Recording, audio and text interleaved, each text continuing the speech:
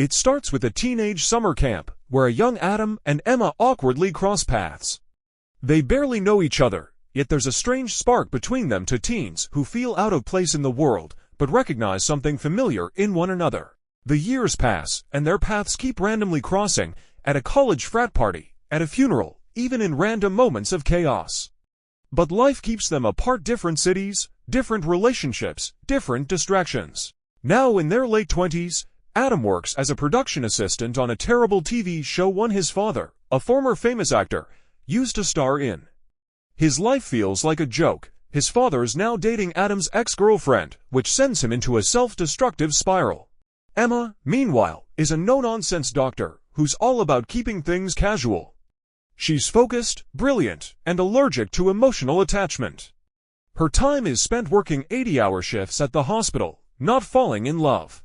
One night, after a drunken bender and a series of awkward texts, Adam wakes up half-naked in an unfamiliar apartment.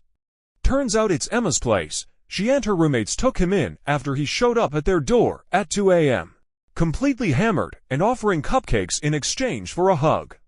It's weird but not unwelcome. The next morning, something happens. Something inevitable. Adam and Emma sleep together. It's casual, natural, no expectations. But instead of running from it, they both decide to lean into it with rules. No cuddling, no jealousy, no falling in love. Just sex, whenever they want, with none of the emotional mess that comes with a relationship. At first, it works, it really works. Their chemistry is undeniable. They meet in parking lots, stairwells, hotel rooms. It's spontaneous, passionate, and oddly perfect. They keep things light, they joke, they text each other code words. Emma's walls are firmly up, and Adam plays along, happy to be close to her in any way. But cracks start to show. Adam begins to want more. He brings her a mix CD, he holds her hand, he looks at her like she's more than just a hookup. Emma recoils, she reminds him of the rules. But he's already breaking them emotionally. He wants to take her out on dates. He wants to cook for her, he wants to be let in. Meanwhile, Emma keeps pushing him away. She's terrified of losing control. Love, for her, means vulnerability, and she's seen too much heartbreak to let that happen. When Adam finally confesses that he wants something real, she shuts it down. Not cruelly, but coldly. She's just not ready. Or maybe she's just scared. They part ways. Emma buries herself in work. Adam tries to move on, even goes on other dates, but no one compares. They see each other again when Adam's father ends up in the hospital. Emma, being on duty, has to treat him. The awkward tension between her and Adam is heavy. He tries to act unaffected. She pretends it's fine, but it's not. They're both aching. Time passes. Adam channels his heartbreak into something creative. He starts writing. His boss notices. He begins getting real recognition. Emma, despite her efforts, can't stop thinking about him. When one of her patients dies, she has a breakdown, and the only person she wants to call is Adam. They meet again. This time, it's more honest. She apologizes not just for rejecting him, but for not being brave enough to let him in. He listens, but he's guarded now. He's not angry, just tired of chasing someone who doesn't want to be caught, and yet, Emma surprises him. She asks him out, not for sex, not for a favor, just to get pancakes and talk. From there, their story begins again, but different.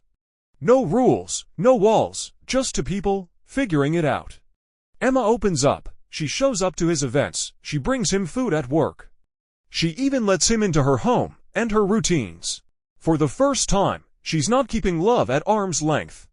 Dylan realizes that Jamie isn't just another name in his contact list. She's his best friend, his safe place. The only person who challenged him and comforted him at the same time. And Jamie, she feels it too.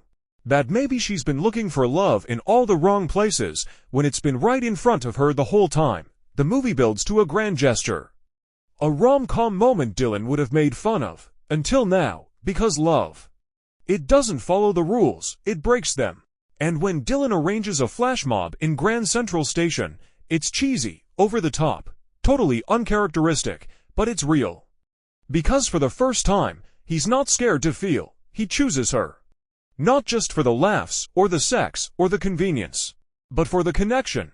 Jamie doesn't run, she stays. They finally drop the labels and lean into what they really are, to people who belong together. Friends with Benefits asks, can you sleep with someone, laugh with them, live with them, and still pretend it's just a thing? No, because the heart doesn't care what you signed up for. It makes its own decisions, and in the end, love doesn't show up with a contract. It shows up when you stop running and start being honest. Not just friends, not with benefits, but something deeper, something real.